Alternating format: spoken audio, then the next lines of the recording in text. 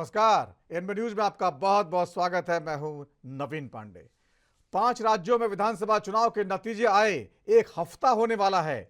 मणिपुर और तेलंगाना को तो अपना सीएम मिल गया, लेकिन बीजेपी जिन 3 राज्यों में जीती है वहां अभी तक मुख्यमंत्री पद पर फैसला नहीं हो पाया है। राजस्थान, मध्य प्रदेश और छत्तीसगढ़ में कौन होगा बीजेपी का नया सीएम, ये सवाल अब कांग्रेस भी पूछने लगी है। राजस्थान के पूर्व सीएम अशोक गहलोत ने सीएम चुनने में देरी को बीजेपी में फूट का आरोप लगा दिया है। उनका कहना है अगर कांग्रेस में देरी होती तो बीजेपी अब तक हंगामा कर देती। इन सब मुद्दों पर चर्चा करने के लिए हमारे साथ कुछ खास मेहमान मौजूद रहेंगे, उनसे चर्चा करेंगे। उससे पहले सुन लेते हैं कांग्रेस नेताओं ने क्या कुछ कहा है।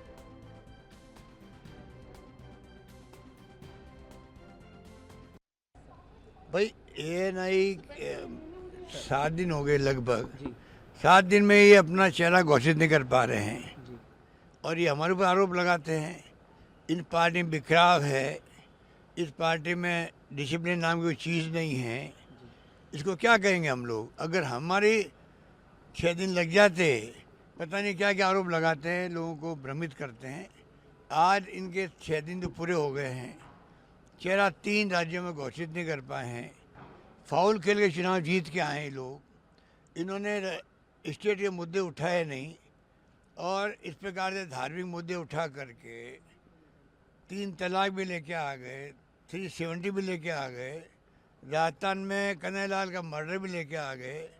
झूठ फैला दिया उन्होंने कि मुसलमान को 50 लाख, हिंदू को 5 लाख। इतने झूठ बोल बोल के चुनाव जीत के आए ये लोग। अब इनकी पोल खुलेगी जनता के सामने। नंबर 2, जो हमने शानदार स्कीमें पेश करी, शानदार कानून पास किए, शानदार गारंटी दी है, उस पर उन्होंने चर्चा ही नहीं करी। चुनाव विधानसभा के थे, प्रधानमंत्री अटैक कर रहे हैं मुख्यमंत्री पर व्यक्तिगत रूप से, प्रधानमंत्री अटैक कर रहे हैं राहुल गांधी पर व्यक्तिगत रूप से। चुनाव विधानसभा का है। विधानसभा चुनाव के आधार पर जो हमने काम किए, नहीं किए, कमियाँ रखी, हमारी स्कीमें में कमियाँ हैं, खामियाँ, वो बताओ आप। उस पर चर्चा ही नहीं करी इन लोगों ने। तो आप सोच सकते हो चुनाव किस पर जीता गया है। पर चुनाव होता है। हमने पहले ही कहा जनता माई बाप है, ध्रुवीकरण कर दिया चुनाव का, चुनाव जीत गए। हमने कहा जो भी परिणाम आएगा विथ ह्यूमिलिटी हम स्वीकार करेंगे। नई गवर्नमेंट को जो कब बनेगी पता नहीं, उसको हमारी शुभकामनाएं हैं। हम पूरा रचनात्मक सहयोग देंगे उनको। हम उम्मीद करेंगे उनसे। इतनी शानदार हमारी स्कीम है, इतने शानदार कानून, इतने शानदार गारंटी है, उस पर वो आगे बढ़े, जनता का भला करे, हमारी शुभकामनाएं हैं। आज की बैठक का भी एक लाइन बता दीजिए। आप आए आज की बैठक तो रिव्यू बैठक होती है चुनाव के बाद में। हम लोग भाग लेंगे, अपनी अपनी बात कहेंगे, भाई क्यों हम चुनाव में कामयाब नहीं हो पाए, पूरी चर्चा होगी उसके अंदर। फिर जो फैसला होगा वो हम सबको मंजूर होगा। देखिए, राजस्थान की जनता ने जो जनादेश दिया है उसको तो हम आदर से स्वीकार करते हैं। हमने अच्छी मेहनत की, योजनाएं हमारी अच्छी थी, चुनाव अच्छा लड़ा, लेकिन परिणाम जो सकारात्मक नहीं रहा। तो हम सब मंथन कर रहे हैं, चर्चा कर रहे हैं। तमाम जितने कैंडिडेट थे, हमारे संगठन के लोग थे, उनसे सबसे हम लोग चर्चा कर रहे हैं। और चर्चा करने के बाद में आज पार्टी आला कमान ने मीटिंग बुलाई है, तो उसके अंदर हम लोग चर्चा करेंगे कि किस तरीके से हम में क्या कमियां रही जिसकी वजह से हम सरकार में पुनः नहीं लौट पाए। और उसके बाद में उन चर्चाओं के आधार के ऊपर पार्टी नेतृत्व जो आगे दिशा निर्देश देगा, उसमें मजबूती के साथ में हम लोकसभा चुनाव में जाएंगे। और लोकसभा चुनाव में राजस्थान में लगभग कहा जाता है कि रिवाज नहीं बदलता। आप लोगों ने दावा भी किया था। आप लोग क्या कारण मानते हैं कि आखिरकार कांग्रेस देखिए, की वहाँ पे कारण एक नहीं होता है, कई कारण हो जाते हैं। लेकिन हमने चुनाव अच्छा लड़ा और पार्टी की जो स्कीम्स थी, जो फ्लैगशिप योजनाएं थी, वो अच्छी थी। पार्टी आलाकमान जो हमारे राहुल जी, खड़गे साहब, प्रियंका जी, उन्होंने बहुत अच्छे से कैंपेन करके बहुत अच्छा चुनाव उठा दिया था। लेकिन चूंकि अब परिणाम सकारात्मक नहीं रहे, तो ये बात तो माननी पड़ेगी, कहीं न कहीं किसी न किसी रूप में हमारी कमी रही है। हम लोगों को समझा नहीं पाए और परिणाम हम अच्छे ला नहीं पाए। तो निश्चित रूप से जो कमियां हैं उसको हम लोग देखेंगे और आगे चल करके उसमें सुधार करके पार्टी को और मजबूत बनाएंगे। समीक्षा बैठक में क्या आप लोग नेता प्रतिपक्ष की चयन को लेकर नहीं, ये सब चीजें नहीं, ये ऐसा कुछ भी नहीं है। केवल पार्टी आला कमान ने मीटिंग बुलाई है, उसमें हम हमारी बात रखेंगे। तो ये थे कांग्रेस राजस्थान के 2 बड़े नेता जो सवाल उठा रहे हैं कि बीजेपी 6 दिन बाद भी मुख्यमंत्री पद पर चुनाव नहीं करा पाई है, तय नहीं कर पाई है। इन सब मुद्दों पर चर्चा करने के लिए हमारे साथ मौजूद हैं भोपाल में हमारे संवाददाता विनीत श्रीवास्तव और जयपुर रायपुर में अखिलेश तिवारी। विनीत, सबसे पहले आपसे जानना चाहेंगे, मध्य प्रदेश में शिवराज सिंह जगह जगह जा रहे हैं, घूम घूम के अपनी बात रख रहे हैं और सोशल मीडिया पे बोल रहे हैं राम राम। क्या मतलब निकाला जाए? शिवराज सिंह चौहान रेस से बाहर हो चुके हैं?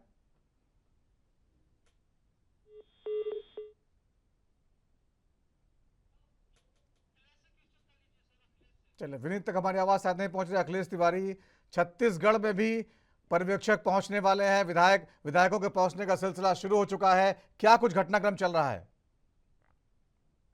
जो पर्यवेक्षक हैं वो लगातार दौरा कर रहे हैं और आज शाम तक सभी जो पर्यवेक्षक है छत्तीसगढ़ के वो पहुंच जाएंगे और कल सुबह 11 बजे से ही बैठक प्रारंभ कर दी जाएगी। विधायक जो है वो पहुंच रहे हैं।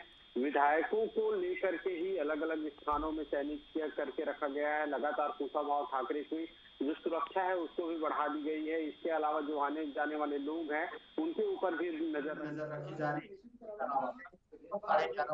विधायक दल की जो बैठक होगी, साथ ही पर्यवेक्षक भी रहेंगे और जो दिल्ली से जो शीर्ष नेता है जो यहाँ पहुंचेंगे। इसके अलावा एक बात तो स्पष्ट नजर आ रही है, जिस तरीके से सीएम की जो रेस चल रही है उसकी गर्माहट काफी देखने को छत्तीसगढ़ में मिल रही है। इसके साथ साथ राजधानी में कई ऐसे जो इलाके हैं जहां बुलडोजर की विकल्प के तौर पे देखा जा रहा है, जगह जगह बुलडोजर नजर आ रही है। और कल भी स्वागत की तैयारी जो विधायक है वो भी आ रहे हैं, तो बाकायदा भाजपा कार्यालय में 2 बुलडोजर खड़ा भी कर दिया गया है ताकि उनको सिंबॉलिक के तौर पे रखा जा रहा है।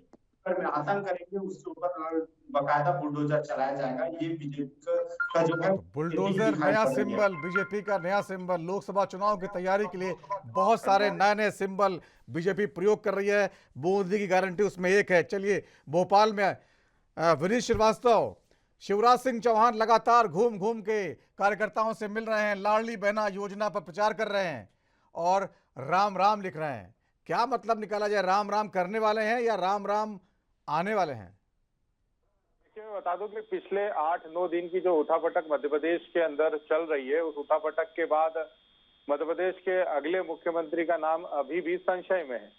तो कहा यह जा रहा है कि केंद्रीय नेतृत्व जो है वो ओबीसी चेहरे को यहाँ पे फाइनलाइज करना चाहता है। तकरीबन 19 साल बाद मध्य प्रदेश में पर्यवेक्षक भेजे गए। 19 साल पहले यहाँ पर 2005 में आखिरी बार गए थे जब बाबूलाल गौर की सरकार बननी थी, तब से पर्यवेक्षक गए नहीं। ये भी एक बड़ा सवाल है। जी जी जी, मैं वही बता रहा हूँ। बाबूलाल गौर और उमा भारती के टाइम पे पर्यवेक्षक आए तो उस समय महाजन, अरुण जेटली और राजनाथ सिंह को भेजा गया था। मैं बता दूं कि उसके बाद 19 साल बाद इस बार फिर पर्यवेक्षक भेजे गए, जो कि 11 तारीख को शाम 7 बजे भारतीय जनता पार्टी के 163 जीते हुए विधायकों से 1-to-1 चर्चा करेंगे। उसके बाद यहाँ से नाम आएगा। मैं बता दूं कि शिवराज सिंह चौहान जो है वो एक अलग तरीके की राजनीति मध्य प्रदेश में कर रहे हैं। वो ना दिल्ली जा रहे हैं और ना दिल्ली से उन्हें बुलाया जा रहा है। वो सिर्फ मध्य प्रदेश में घूम घूम के सबदूर लोकसभा सीटों के लिए प्रचार प्रसार कर रहे हैं और वहीं से ये बोल रहे हैं कि नरेंद्र मोदी जो प्रधानमंत्री है वो ईश्वर का दिया हुआ वरदान है और मैं मतलब शिवराज सिंह चौहान उन्हें 29 सीटें जिताकर देंगे।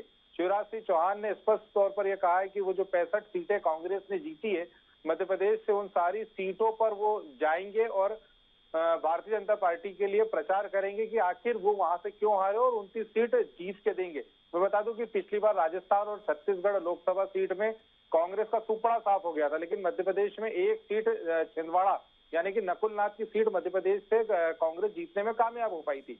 शिवराज इस बार मुख्यमंत्री की दौड़ में तो शामिल है, लेकिन वो ये कहते हुए नजर भी आ रहे हैं कि उन्हें मुख्यमंत्री पद की ना लालसा पहले थी और ना अब है। ना वो पहले दावेदार थे और ना है वो सीधे सीधे स्पष्ट रूप से कहना चाहते हैं कि केंद्रीय नेतृत्व और मध्य प्रदेश का जो संगठन है उसे कहीं ना कहीं बीजेपी को कहीं ना कहीं शिवराज सिंह चौहान की जरूरत है। मैं बता दूं कि जब मैंने आम लोगों से ये पूछना चाहा कि आखिर जनता क्या चाहती है, मध्य प्रदेश से किसको मुख्यमंत्री बनाना चाहती है, तो 100 में से तकरीबन 75% लोगों ने ये स्पष्ट तौर पे कहा कि वो शिवराज को पसंद करते हैं। कारण बहुत सारे थे, अनुभव भी कई लोगों ने बोला। कई लोगों ने लाडली बहना लक्ष्मी योजना का नाम लिया, कई लोगों ने संबल योजना का नाम लिया, कई लोगों ने विभिन्न प्रकार की योजनाओं का नाम लिया।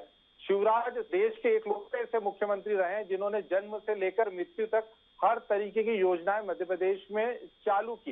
ये अलग बात है कि मध्य प्रदेश में बिजली, पानी, सड़क जैसे मुद्दे पुराने हो चुके थे, लेकिन वहीं रोजगार का मुद्दा सबसे प्रमुख था मध्य प्रदेश के अंदर, जिसको भारतीय जनता पार्टी काबू में नहीं ला पाई। और कहीं ना कहीं जो केंद्रीय नेतृत्व है वो भी अब ये चाहता है कहीं ना कहीं कि मध्य प्रदेश में एक नया चेहरा लेकर आए, लेकिन जो शिवराज की मध्य प्रदेश के ग्राउंड लेवल पर जो पकड़ है उसको दरकिनार करना कहीं ना कहीं जो केंद्रीय नेतृत्व है उसको भी आसान नहीं पड़ रहा है। इसीलिए मध्य प्रदेश में 19 साल बाद पर्यवेक्षक भेजे गए हैं, जो 3 पर्यवेक्षक मध्य प्रदेश के अंदर आ रहे हैं और 11 तारीख को शाम 7 बजे सभी विधायकों से 1 to 1 करेंगे। उसके पहले मुख्यमंत्री शिवराज सिंह चौहान ने छिंदवाड़ा, राघोगढ़, श्योपुर जाकर भारतीय जनता पार्टी के लोकसभा सीटों के लिए लोगों से अपील की कि वो लोकसभा में मध्य प्रदेश पे भाजपा को जिताए और आज सभी विधायकों को राम राम लिखा।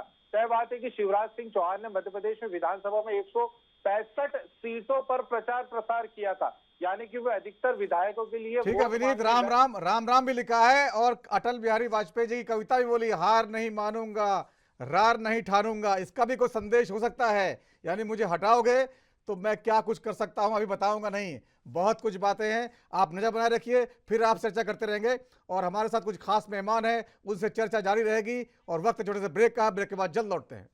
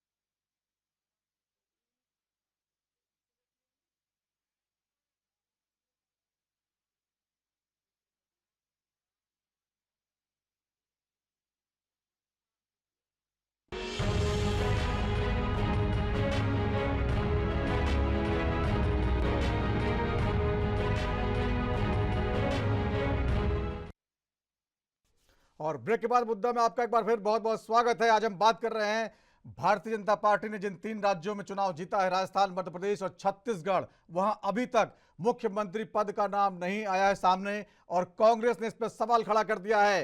कांग्रेस नेता लगातार पूछ रहे हैं अगर ये हमारे साथ हुआ होता, हमारे राज्य में हुआ था, तो बीजेपी अब तक बहुत सारे सवाल खड़े कर चुकी होती। इस पर बातचीत करेंगे, हमारे साथ कुछ खास मेहमान मौजूद हैं। बीजेपी के नेता आलोक वत्स जी हैं। आलोक वत्स जी, आपका बहुत बहुत स्वागत है। कांग्रेस प्रवक्ता अनिल शर्मा जी मौजूद हैं और राजनीतिक विश्लेषक के तौर पर आनंद सांवरिया साहब, आप सभी का स्वागत है।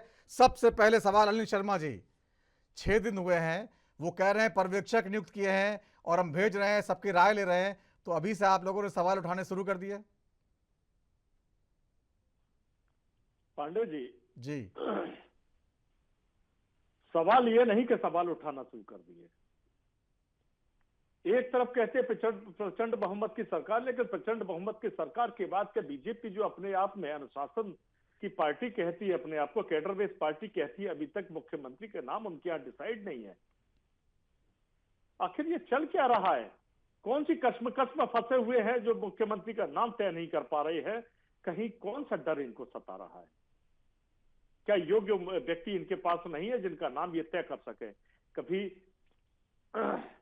मुख्यमंत्री के नाम पर किसी का नाम आता है, कभी किसी का नाम आता है। भाई, भारतीय जनता पार्टी जो अपने आप को कैडर बेस पार्टी होने का एक सर्टिफिकेट देती है, जहां मोदी फैक्टर चलता है, अमित शाह मोदी जी का फैक्टर चलता है, वहां मुख्यमंत्री का नाम डिसाइड नहीं कर पा रहे हैं। बड़े शर्म की बात है।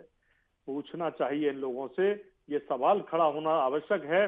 आखिर कोई चेहरा ऐसा क्यों नहीं देना चाहते? राजस्थान में तो इतना बड़ा जघन्य अपराध हो गया। चलिए पूछ लेते हैं अनिल शर्मा जी, पूछ लेते हैं आलोक वस्त जी से, पूछ लेते हैं। आलोक वस्त जी, मैं आपसे ये तो नहीं पूछूंगा कि मुख्यमंत्री कौन बनेगा, क्योंकि आप बताएंगे नहीं और आपको पता भी नहीं होगा, सबको पता है। लेकिन मैं आपसे जरूर पूछूंगा कि जिस तरह से 6 दिन बीत चुके हैं, इतनी लंबी जो कार्रवाई चल रही है और जो अब सवाल भी उठने लगे हैं, इस पर क्या सोचती है पार्टी? देखिए,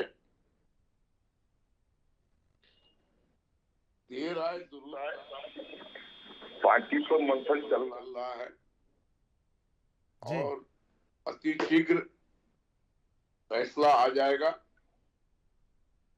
अभी हमें वहां की सरकार को दुरुस्त ढंग से चलाना है और साथ ही साथ 2024 को भी ध्यान में रखकर आगे बढ़ना है। तो इन सारी चीजों को हाईकमान इस पर मंथन कर रहा है और लगभग मंथन पूरा हो चुका है। आज शाम से कल दोपहर तक मुख्यमंत्री, उप मुख्यमंत्री अगर जरूरत पड़ी तो सब अनाउंस हो जाएंगे। चलिए कुछ नाम बता दीजिए, और कहीं कोई दिक्कत नहीं आएगी। कोई नाम बता दीजिए, कोई चल रहा हो तो। किस राज्य की बात कर रहे हैं? मध्य प्रदेश बता दीजिए, राजस्थान बता दीजिए।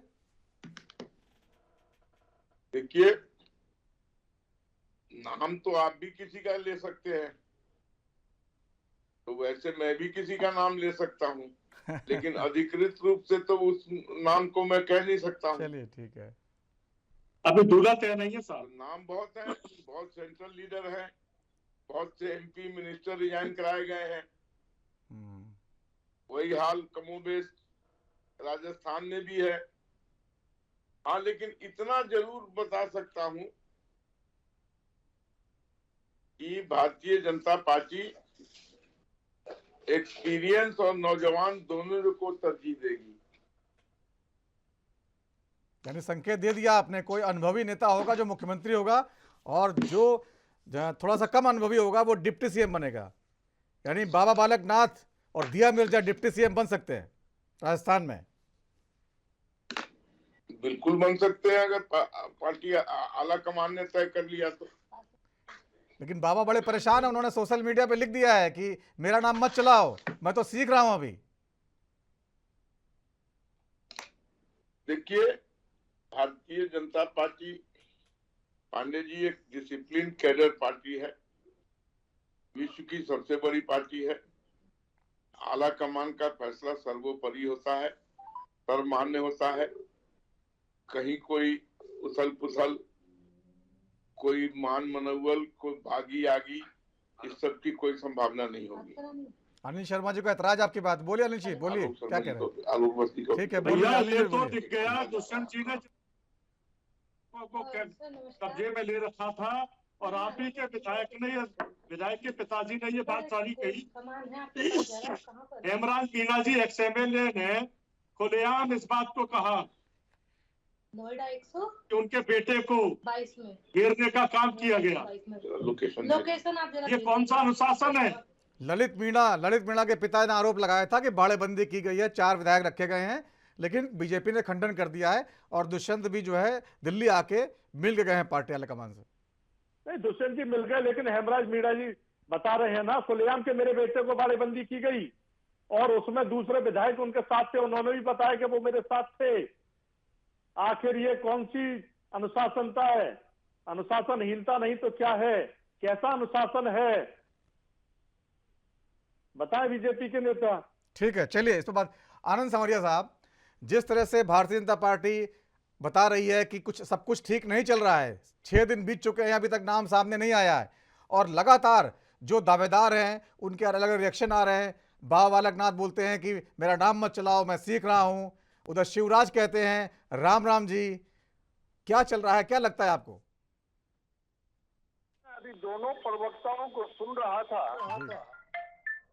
और जो अनिल शर्मा जी मेरे ख्याल से कांग्रेस से हैं, मुझे अचंभा लगा कि इतनी बुरी हार होने के बाद में उनको ये नहीं कि उनकी हार क्यों हुई उस पे मंथन ना करके वो ये देख रहे हैं कि कौन मुख्यमंत्री क्यों नहीं बन पा रहा है भारतीय जनता पार्टी के 3 स्टेट्स में इतनी प्रचंड बहुमत मिलने के बाद में मैं ये कहना चाह रहा हूँ, जितना मैं भारतीय जनता पार्टी और कांग्रेस को देखता हूँ, मैं एक पॉलिटिकल एक्सपर्ट हूँ, दोनों पार्टी को बहुत मैंने क्लोजली देखा है कि राष्ट्रीय कांग्रेस के बीच में तो सिर्फ 2 या 3 आदमी नाम करते हैं डिक्लेयर, और वो 2-3 आदमी बैठ करके डिक्लेयर कर देते हैं और सबको मानना पड़ता है, फिर माथा फुटाई भी होती है, पहले से भी होती है बाद में। भारतीय जनता पार्टी एक कैडर बेस्ड पार्टी है, और अब की बार ये जो 2023 का पांडे जी इलेक्शन हुआ है ना, जिसको आप लोग सेमीफाइनल 2024 का कहते हैं, उसके ऊपर भारतीय जनता पार्टी ने बड़े प्रयोग किए हैं, बड़े एक्सपेरिमेंट किए हैं कि सेंट्रल कैबिनेट के मिनिस्टर्स को, कैबिनेट मिनिस्टर को रिजाइन करवा दिया, एमपी को रिजाइन करवा दिया, और एमएलए की सीट लड़ी उन्होंने, वो जीत करके आए हैं जी। मुख्यमंत्री बनाने की नहीं है, चंद महीनों में 2024 का जनरल इलेक्शन होने वाला है, और जिस तरह से भारतीय जनता, चलिए लौटता हूं आपके पास, दूर दूर दिखाई नहीं देता। तो ये एक्सपेरिमेंट बहुत डीप है और इसका मकसद बहुत गहरा है कि आने वाले समय में एनडीए की सरकार मोदी जी के नेतृत्व में जिस नंबर से पहले बनी थी 2019 में, उससे ज्यादा ही बनने की कोशिश करती है। अब ये देखा जा रहा है कि वेरियस स्टेट्स में 3 मुख्यमंत्री जो बनाए जाएंगे, उनकी काबिलियत देखिए, भारतीय जनता पार्टी में मैं देखता हूँ कि उनका कैडर बहुत स्ट्रॉन्ग है। प्रधानमंत्री जी से लेके छोटे से छोटे कार्यकर्ता को ये ड्यूटी मिलती है कि वो बहुत काम। ठीक है आनंद जी, ठीक है, चर्चा करते हैं। वक्त छोटे से ब्रेक का हो गया आनंद जी, ब्रेक के बाद लौटेंगे तो चर्चा को आगे बढ़ाएंगे।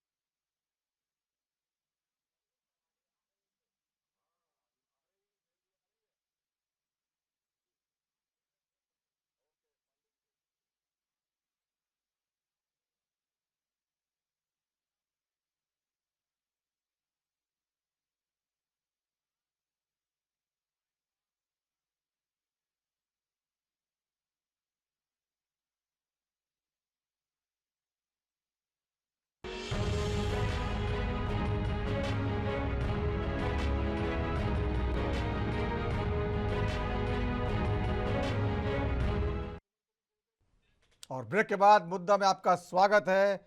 बात कर रहे हैं 3 राज्यों में जहां बीजेपी जीती है, वहां अभी तक मुख्यमंत्री पद का नाम सामने नहीं आया है। इस पर चर्चा करने के लिए हमारे साथ बीजेपी प्रवक्ता आलोक वत्स जी हैं, कांग्रेस प्रवक्ता अनिल शर्मा साहब हैं और राजनीतिक विश्लेषक के तौर पर आनंद संवरिया साहब हैं। अनिल शर्मा जी, आनंद जी ने यह कहा कि जो है कांग्रेस जो है वो अपनी हार पर चर्चा करने के बजाय बीजेपी के फैसलों पर ज़्यादा ध्यान दे रही है। गहलोत साहब ने दिल्ली आते ही ये कहा कि भाई अगर हमने अभी तक कहा होता तो हमको बहुत सारे आरोप लगा देते, फूट है वगैरह वगैरह, लेकिन ये खुद देरी कर रहे हैं। आपके यहाँ भी आज मंथन हो रहा है, क्या कहना चाहेंगे इस पे? अमन सबरिया साहब हमारे बड़े हैं, आदरणीय हैं जी, लेकिन जो उनकी शैली है, जो अंदाज है, बहुत प्यारा है और बीजेपी से बहुत तालमेल। कांग्रेस क्या हार जो हुई है, अब ये कहते हैं करारी हार हुई है, लेकिन मैं एक छोटी सी बात पूछना चाहता हूँ। कांग्रेस का वोट परसेंटेज कितना डाउन हुआ ये आंकड़ा और बताने का काम करें, क्योंकि सबसे बड़े विश्लेषक हैं।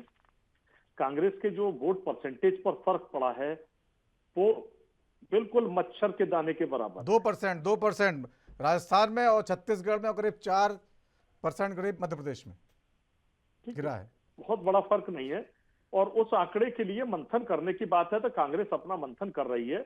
और हमने पहले भी डिबेट्स में जब चर्चा हुई थी, हमने बताया था कि हार हो या जीत, दोनों ही कंडीशंस में हमने बीजेपी अगर सरकार बनाने की ओर है, जीती है, तो हमने बीजेपी को बधाई दी। कांग्रेस के विधायक जो जीते हैं,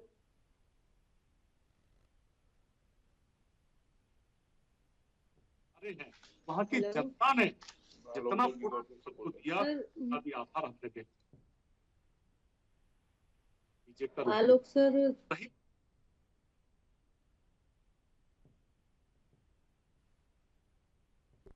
ये कैडर बेस्ड पार्टी है साहब, ये कैडर बेस्ड पार्टी है, ये अनुशासन पार्टी है, ये बड़ी दिखाना है सकने वाली पार्टी है। लेकिन क्या इनके पास वो व्यक्तित्व, ये दूल्हा तक तय नहीं कर पा रहे। मुझे बात करा दीजिए। और ये कहते हैं कि हम तो आनंद पार्क में हमारे पास सारी चीज तैयार है, हर जगह अगर मोदी फैक्टर तो मुझे ना दीजिए। फिर कहाँ आपको आवश्यकता पड़ रही है किसी और को मुख्यमंत्री बनाने की? मध्य प्रदेश में आप शिवराज जी के नाम पर जीते तो शिवराज जी को मुख्यमंत्री बनाएंगे, फाइनल कीजिए, क्यों देर कर रहे हैं? वहां कश्मकश है।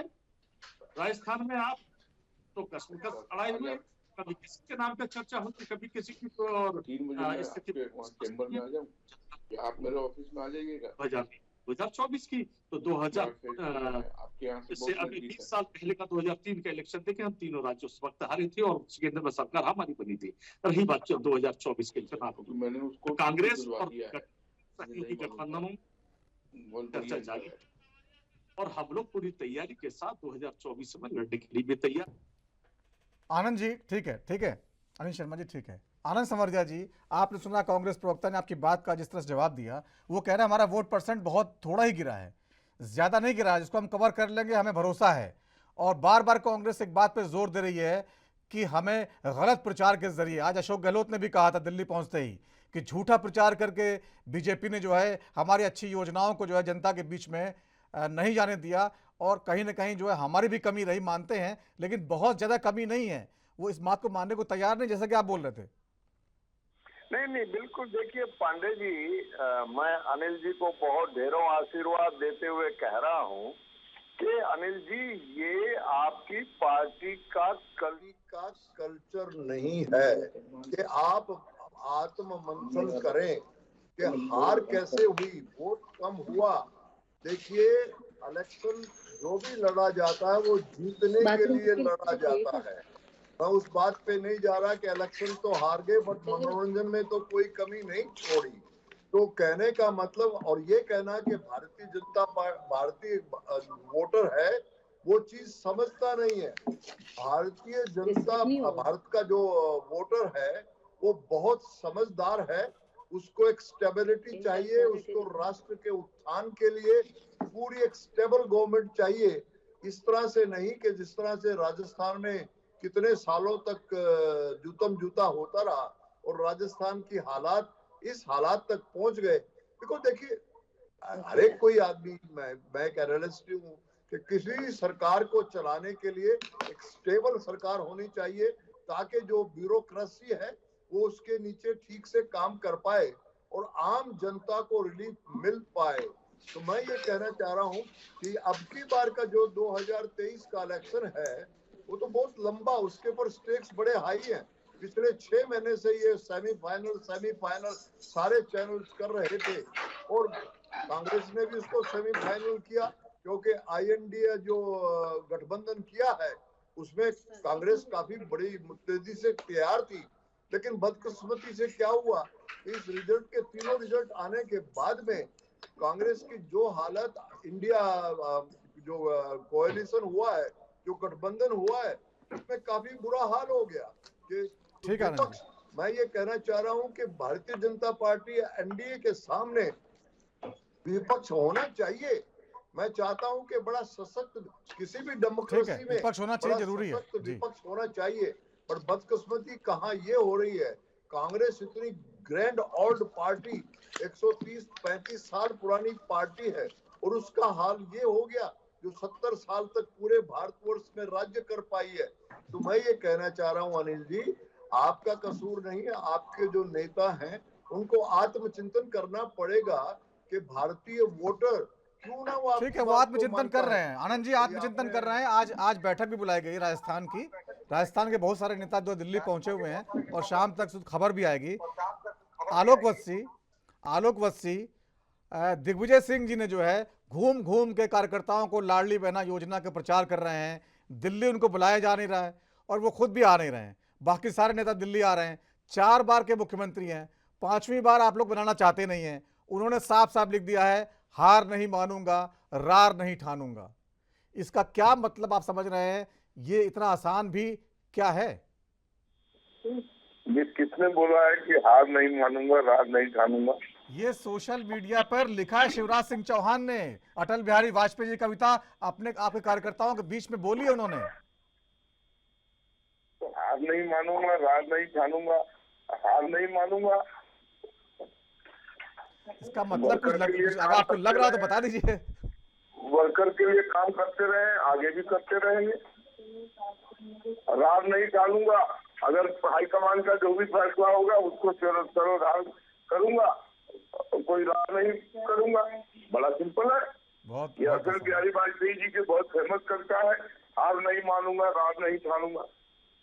तो उन्होंने बड़ा स्पष्ट कर दिया है, हार नहीं मानूंगा, वर्कर के लिए काम करना बंद नहीं करूंगा और सेंट्रल हाईकमान के फैसले पर कोई रार नहीं करूंगा। बड़ा सिंपल है, इसमें तो कहीं किसी को कोई संशय नहीं होना चाहिए। क्या दिक्कत है? चलिए ठीक है। बीजेपी इसको बहुत आसानी से कह रही है, इसमें कोई दिक्कत नहीं है। ब्रेक के बाद लौटेंगे। अनिल शर्मा जी आपसे इसके बारे में बात करेंगे। वक्त छोटे से ब्रेक का है।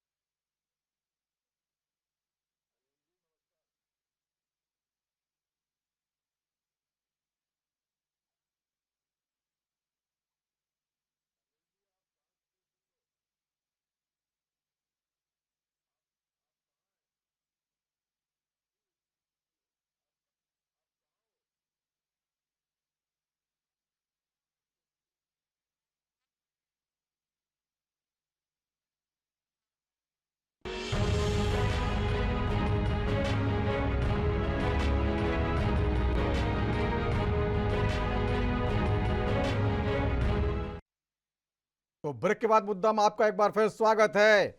5 राज्यों के विधानसभा चुनाव के बाद बीजेपी ने जो 3 राज्य जीते थे उनमें अब तक मुख्यमंत्री पद पर फैसला नहीं किया है। 6 दिन बीत चुके हैं। कांग्रेस लगातार सवाल उठा रही है। इस पर चर्चा करते हैं हमारे साथ बीजेपी प्रवक्ता आलोक वत्स जी हैं, कांग्रेस के प्रवक्ता अनिल शर्मा साहब हैं और राजनीतिक विश्लेषक के तौर पर आनंद सांवरिया जी हैं। जी, कांग्रेस प्रवक्ता अनिल शर्मा जी, जिस तरह से दिग्विजय सिंह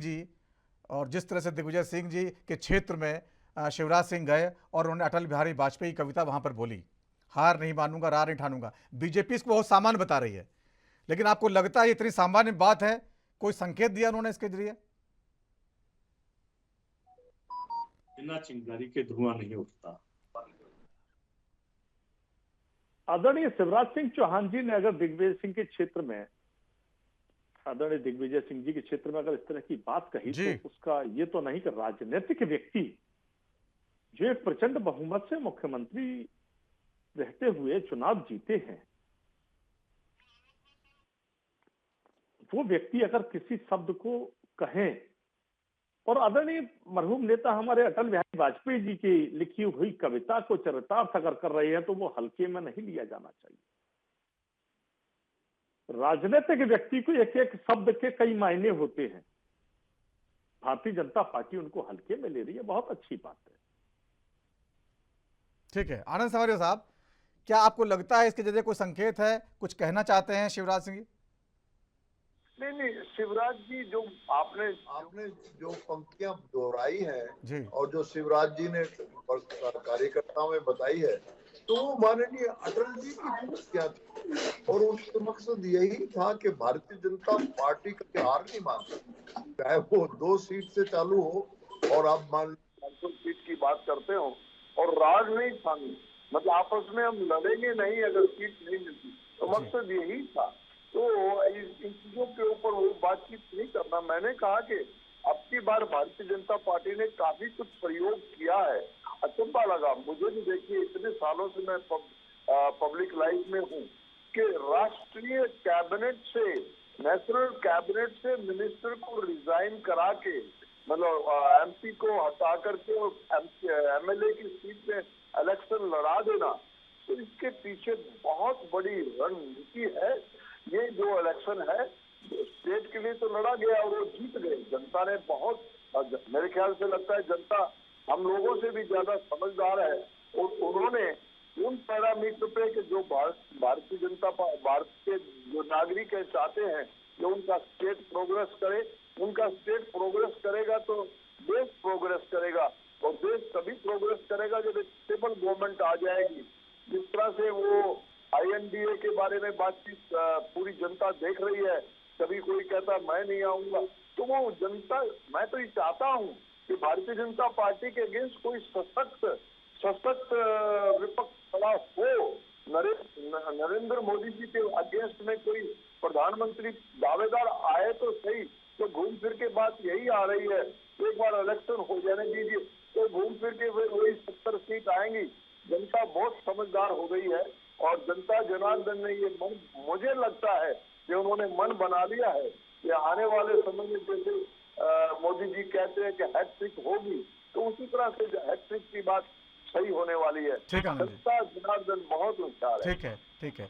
आलोक वत्स जी, आनंद संवरिया साहब बोल रहे हैं कि मोदी सरकार बहुत मजबूत है और 2024 के चुनाव में बहुत मजबूती के साथ सत्ता में वापसी करेगी, ऐसा लगता है। तो अगर इतनी मजबूती है तो फिर जो 3 राज्यों में जो देरी हो रही है, हम ये जानना चाहते हैं कि क्या वहां पर देखा जा रहा है, क्यों इतना समय लग रहा है?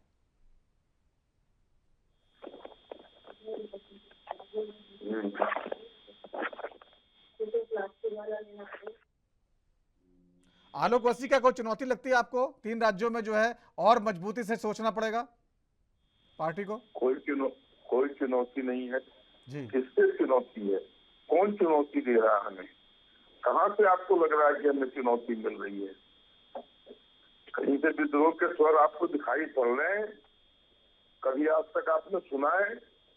हमने पूरी कैबिनेट बदल दी, हमने चीफ मिनिस्टर बदल दिए 2 बार 3 बार, कहीं कोई मर्मरिंग हुई है? लेकिन राजस्थान में दिक्कत तो है थोड़ी बहुत, जिस तरह वसुंधरा लगातार दिल्ली आ रही हैं और वहां से भी खबरें आ रही, विधायकों से मिल रहे हैं, कहीं ना कहीं चुनौती थोड़ी बहुत तो लगती है। देखिए, आने जाने का सिलसिला, दिल में इच्छा रखना कि हम चीफ मिनिस्टर बने, ये बहुत लोग पाल रहे होंगे, लेकिन हम तो बेटवा जो भी हाईकमान के द्वारा दूल्हा बनाया जाएगा सब उसके बाराती बन जाएंगे, इसके लिए आप निश्चिंत रहिए। राजनाथ सिंह जी को बना के भेजा गया है पर्यवेक्षक, कहीं न कहीं वसुंधरा जी को समझा लेंगे वो? वसुंधरा जी ने कभी कोई ऐसी बयान दिया है जिससे आपको लगा हो कि कोई विद्रोह के स्वर है? चुनाव के वक्त भी आप लोगों ने ऐसी बातें की थी कि उनको साइडलाइन किया जा रहा है तो वो विद्रोह कर देंगी, वो ये कर देंगी, वो कर देंगी, लेकिन उन्होंने कुछ किया नहीं इस तरीके का। वो लगी रही चुनाव में और जिताने में लगी रही, सारे बड़े नेताओं के साथ मंच शेयर करती रही। ये सब अनर्गल बातें कम से कम प्रेस के लोगों को तो नहीं बनाना चाहिए।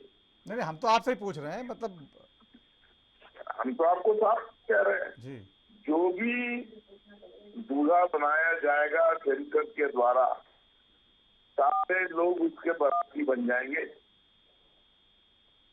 इसके पहले वरमाला किसके गले में जलेगी, सब अपने अपनी तैयारी में है, अपनी अपनी कुछ लॉबिंग कर रहे होंगे।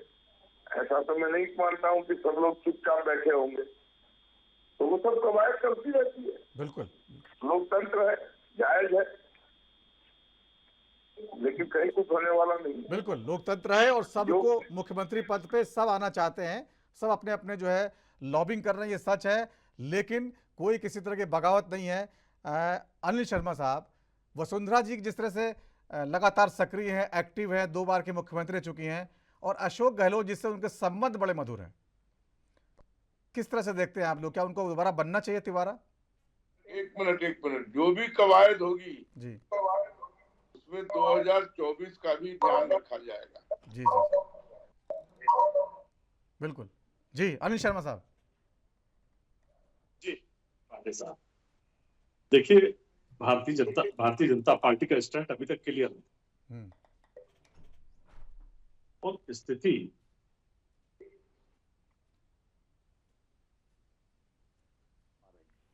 मुख्यमंत्री किसको बनाना है, किसको नहीं बनाना है, ठीकरा कांग्रेस के ऊपर फोड़ना है, सामंजस्य बिठा नहीं पा रहे हैं, इधर उधर की बातें कर रहे हैं कि वसुंधरा जी का कोई बयान आया नहीं आया। अरे भैया, उनके बेटे ने बाढ़ घेराबंदी उन लोगों की बाढ़मारी की, ये सब क्या दर्शाता है? क्या ललित मीणा जी के फादर क्या गलत बोल रहे थे कि बाढ़मारी की गई? या तो उन्हें गलत साबित करिए,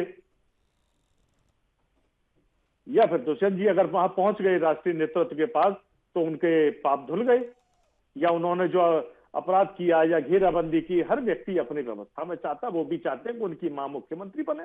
क्या काबिलियत उनके अंदर नहीं है? गहलोत जी से नजदीकियां हैं, ये अच्छी बात है, सब व्यक्तियों की आपस में होनी चाहिए नजदीकियां होने में कोई बुराई नहीं है, राजनीतिक व्यक्ति है, हम लोग जनता के बीच में रहने वाले लोग हैं, तो इसका मतलब ये नहीं कि हम लोग कोई झोलझाल करने वाले। ये तो बीजेपी पार्टी का खेल है, और अगर वो लोग चाहते हैं कि कांग्रेस से साथ मिलकर कुछ लोग मिलकर सरकार बनाना चाहे तो उसमें कोई बुराई नहीं है। ठीक है, वक्त छोटे से ब्रेक का है, ब्रेक बाद लौटेंगे तो चर्चा को आगे बढ़ाएंगे।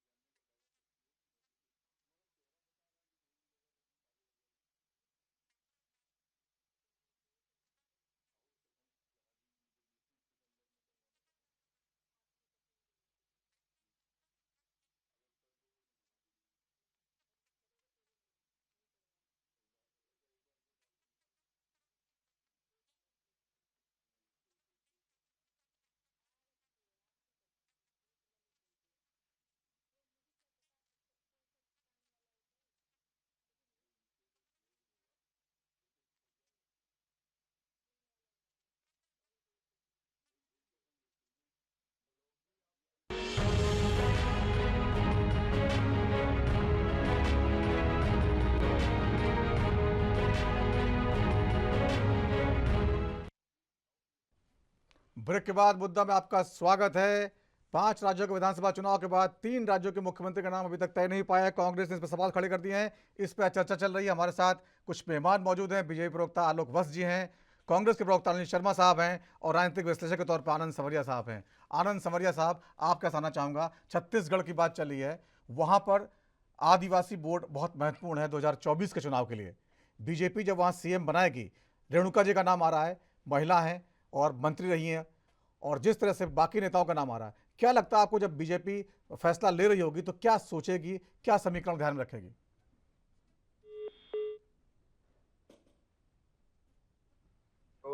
ये ऊपर वालों का भक्त नहीं। जी, अनिल शर्मा साहब, डॉक्टर रमन को जो है इस बार नहीं बनाने की क्या वजह हो सकती है, आपको क्या लगता है?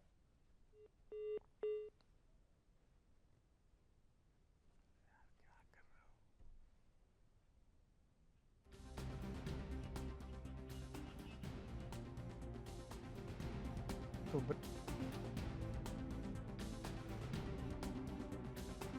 से घटनाक्रम बहुत तेजी से चल रहा है।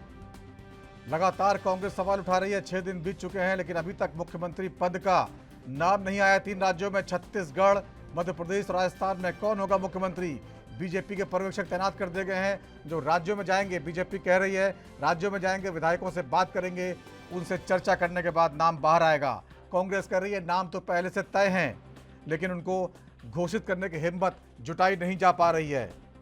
नाम तो वैसे भी दिल्ली से तय होने हैं और नाम तय हो चुके हैं लेकिन उनको बताने की हिम्मत नहीं कर पा रही बीजेपी। लेकिन बीजेपी कह रही है हमारे लोकतंत्र है और हम जो है विधायकों से चर्चा करने के बाद ही नाम का ऐलान करेंगे। लेकिन यहाँ पर एक आंकड़ा भी है।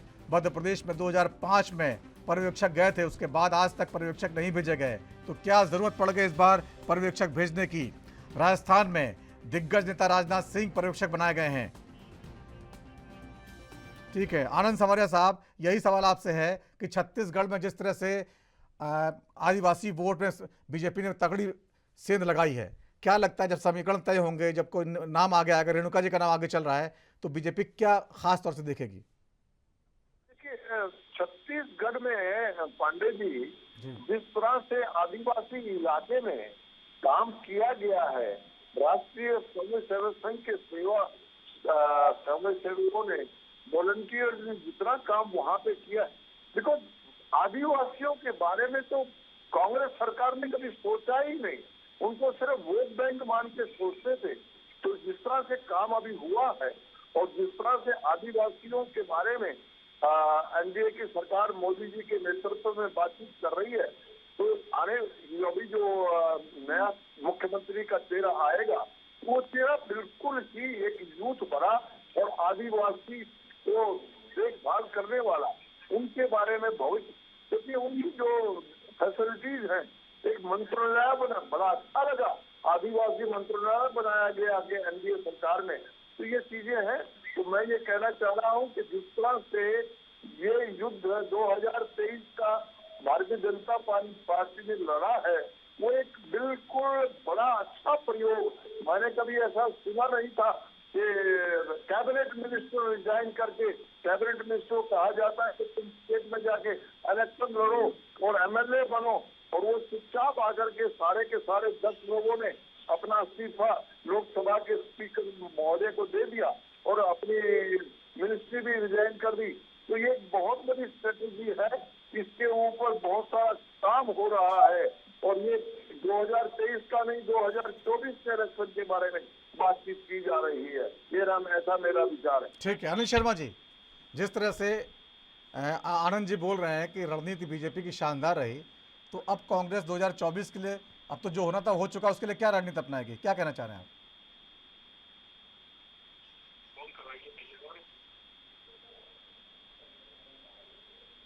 चलिए, आलोक बस साहब, छत्तीसगढ़ पर जब आप फैसला ले रहे होंगे मुख्यमंत्री का, वहां पे आपको क्या लगता है किस तरह की चुनौतियां हैं? रेणुका जी का भी नाम आगे आ रहा है, क्या महिला को वहां पे होना चाहिए? देखिए, महिला को बढ़ाने का काम हमसे ज्यादा तो कोई पार्टी आज तक आजादी के बाद किया नहीं जी। 33% आरक्षण भी तो हम ही ने ला के दिया उन लोगों को। तो अगर कोई महिला बनती है तो इसमें भी कहीं कोई दिक्कत नहीं है। लेकिन अंतोगत्वा जैसा मैंने कहा और मैं फिर दोहरा रहा हूँ इस बात को, हमारी एक डिसिप्लिन कैडर है। आला कमान का फैसला सर्वोपरि है। जो भी फैसला वो लेंगे वो हित में लेंगे और देश हित में लेंगे राष्ट्र हित में लेंगे, पार्टी हित में लेंगे। 2024 को भी ध्यान रखना है। ठीक है, ठीक है। अनिल शर्मा साहब, छत्तीसगढ़ की जो कांग्रेस की जो रणनीति है वो इतना अच्छा काम करने के बावजूद भी वहां पर फेल साबित हुई विधानसभा चुनाव में। अभी 2024 के जो चुनाव आएंगे लोकसभा के लिए, उसके लिए आप किस तरह की रणनीति तैयार कर रहे हैं? बड़ा हास्यास्पद लगता है। एक बात बताइए, कैसे कह दिया कि छत्तीसगढ़ की राजनीति का सिस्टम जो बिल्कुल फेल हो गया। सीटों की स्ट्रेटेजी अगर उसको देख उससे बड़ा है और भी बड़ा। नहीं अनिल शर्मा जी, लेकिन एक ये बात तो मानेंगे, डिप्टी सीएम साहब आपके हार गए वहां पर, टीएस सिंहदेव जी, ठीक है, और मुख्यमंत्री जो है खुद बहुत कम मार्जिन से जीते हैं। आप लोग मान क्यों नहीं लेते, बार बार सच्चाई से जो भागते क्यों हैं? बिल्कुल ठीक बात है आपकी। चुनाव हारना, हार जीते, हमने अगर चुनाव हार को अगर स्वीकार नहीं किया होता तो हमने बीजेपी पार्टी को बधाई नहीं दी होती। पहले का चुनाव हारना अपनी जगह, लेकिन वोट परसेंटेज हमारा कितना डाउन हुआ वो भी हमने देखा है, और सीट हम कितनी हारे। लेकिन बहुत छोटी सी बात बता दूं आपको, किसी बहुत अच्छे शायर के वो शब्द मुझे याद आते हैं कि एक धक्के से बिखर जाऊं इतना बेजार नहीं हूं, और मैं तलवार हूं शीशे का जार नहीं हूं। बहुत खूब। मैं उत्तर प्रदेश से आता हूं, उत्तर प्रदेश में प्रवक्ता हूं पार्टी का। 35 साल से यहाँ सरकार नहीं है, तो इसका मतलब ये नहीं कि हमने कहीं हिम्मत हारी हो। हम उत्तर प्रदेश में वो 30 ताकत के साथ लड़ने का और आगे बढ़ने का बारंबार प्रयास करते हैं। हमने चीटी से चलना सीखा है। ठीक है ना जी। कांग्रेस लगातार कह रही है कि वो हार नहीं मानेगी, लगातार फिर खड़ी होगी, हार से कोई फर्क नहीं पड़ता। और बीजेपी कह रही है कि हम जल्द ही विधायकों से बातचीत करके नाम 1-2 दिन में फाइनल कर लेंगे। आप सभी मेहमानों का बहुत बहुत, समय खत्म हो चुका अनिल जी, फिर चर्चा करेंगे। आप सभी मेहमानों का बहुत बहुत धन्यवाद। मुद्दा में फिलहाल इतना ही। नमस्कार।